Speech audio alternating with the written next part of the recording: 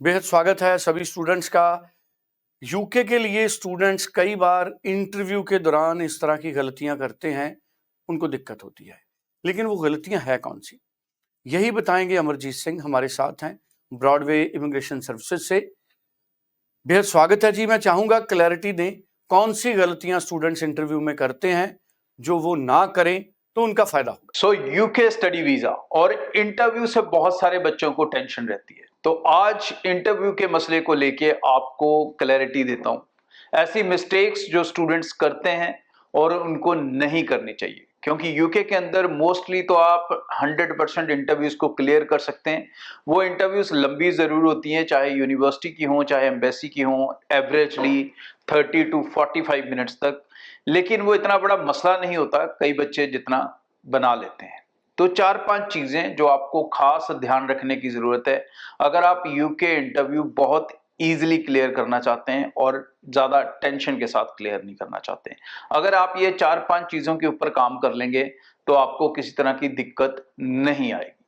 सबसे पहली और इंपॉर्टेंट चीज है नर्वसनेस। बहुत सारे बच्चे नर्वस हो जाते हैं, घबरा जाते हैं। तो पहले तो भाई अपना सेल्फ कॉन्फिडेंस तैयार करो, क्योंकि इस इंटरव्यू के अंदर कोई भी सवाल आउट ऑफ सिलेबस नहीं आता। कोई भी सवाल ऐसा नहीं होता जो आपसे ना जुड़ा हो।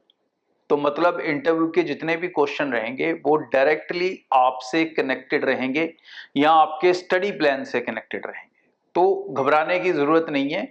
कोई भी आउट ऑफ ब्लू सिलेबस से बाहर सवाल नहीं आने वाले कि फलानी कंट्री का राष्ट्रपति कौन है, या उस कंट्री की पॉपुलेशन क्या है, या उस कंट्री का इकोनॉमिक सिनेरियो क्या है। सवाल आपके प्रोफाइल तक ही रहने वाले हैं, ये श्योर है। अब दूसरी चीज जिस पे आपको ध्यान देना, अब कौन कौन सी चीजें इसमें रहेंगी। तो दूसरी चीज में सबसे इंपॉर्टेंट चीज है आपको अपने कोर्स का पता होना चाहिए। जिस यूनिवर्सिटी में आप ये कोर्स करने जा रहे हो वो यूनिवर्सिटी इंटरव्यू ले रही है या एम्बेसी इंटरव्यू ले रही है। तो भाई दोनों केसेस में आपको अपनी यूनिवर्सिटी के बारे में अच्छे से पता होना चाहिए। तो ये जरूरी है कि अगर आपका कंसल्टेंट आपको कम तैयारी भी करवाता है तो आपकी खुद की सेल्फ स्टडी होनी चाहिए। थोड़ा बहुत यूनिवर्सिटी के बारे में इंटरनेट पे यूनिवर्सिटी की वेबसाइट में पढ़ के रखो, बेसिक इन्फॉर्मेशन लेके रखो। लेकिन सबसे इंपॉर्टेंट पार्ट जिसकी आपको इन्फॉर्मेशन होनी चाहिए दैट इज योर कोर्स। तो कोर्स में कैसे मॉड्यूल्स आप पढ़ोगे और वो जो कोर्स के मॉड्यूल्स हैं या जो फील्ड है वो कैसे आपके पास्ट के साथ कनेक्ट करती है और किस तरह से वो आपके खास करके फ्यूचर के साथ कनेक्ट करेगी। मतलब जो आपके जीवन का गोल है वो आपको पता होना चाहिए और उस गोल को अचीव करने में वो कोर्स या उस कोर्स के सब्जेक्ट्स आपको किस तरह से हेल्प करते हैं, क्या क्या आप पढ़ोगे जिसका आपको आगे जाके बेनिफिट होगा अपना करियर इस्टेब्लिश करने के अंदर। ठीक है जी। सो ये दूसरा इंपॉर्टेंट चीज है। तीसरी इंपॉर्टेंट चीज है आपका फाइनेंशियल्स।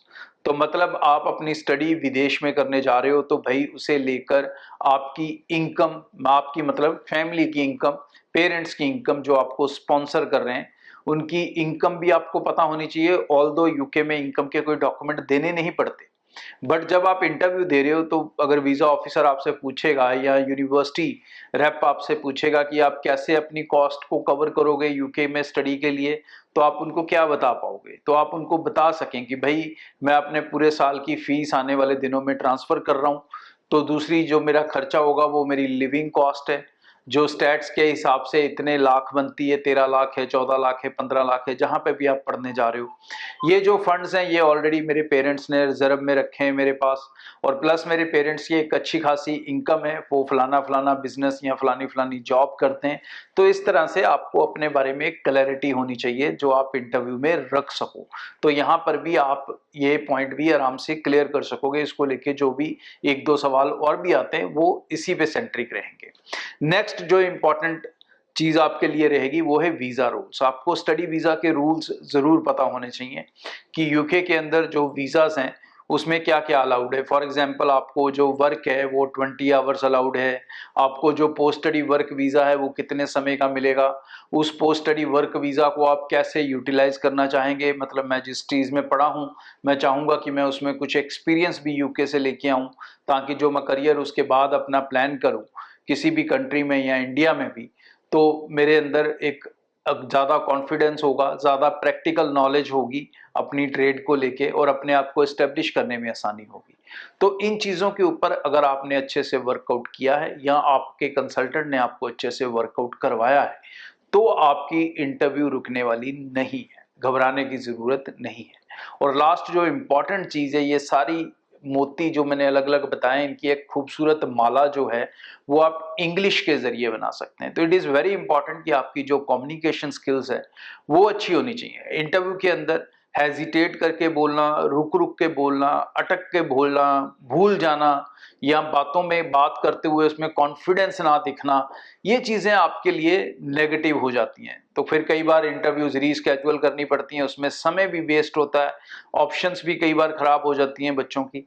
तो इन चीज़ों के ऊपर आपको पहले से वर्कआउट करना चाहिए। जिनको लगता है कि उनका कम्युनिकेशन थोड़ा वीक है, आई एडवाइज देम कि भाई इंटरव्यू से पहले या यूके प्रोसेस जैसे ही आप स्टार्ट करते हो उसके साथ साथ इंग्लिश स्पोकन की क्लासेस किसी ना किसी सेंटर में लेना ज़रूर शुरू कर दें। खासकर वो बच्चे जिन्होंने आईएलटीएस पीटी का कभी एग्जाम नहीं दिया, क्योंकि जिन्होंने एग्जाम दिए होते हैं उन्होंने तो लिसनिंग, स्पीकिंग, राइटिंग सारी स्किल्स के ऊपर काम किया होता है। बट जो डायरेक्टली होते हैं तो उन्होंने कई बार इस तरह से प्रैक्टिसेस नहीं की होती हैं स्पीकिंग की। तो अगर आप थोड़े बहुत सेशन ले लोगे तो वो सेशंस आपको काफ़ी हेल्प कर सकते हैं कि आप कैसे अपनी स्टडी वीज़ा के इंटरव्यूज क्लियर कर सकते हैं। बेहद शुक्रिया। अमरजीत सिंह हमारे साथ थे ब्रॉडवे इमिग्रेशन सर्विसेज से, और स्क्रीन पर नंबर है 9023890238।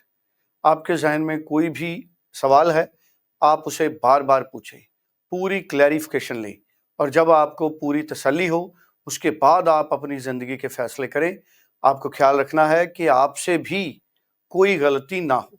आप फ़ोन करके जाएं, फ़ोन पे बात करें, सोशल मीडिया के ज़रिए मिलें, आप नियर बाय ऑफिस में विजिट करें या इंडिया से कहीं भी ऑनलाइन फाइल लगाएं, लेकिन आप पूरी सेटिस्फेक्शन होने के बाद अपना फैसला करें।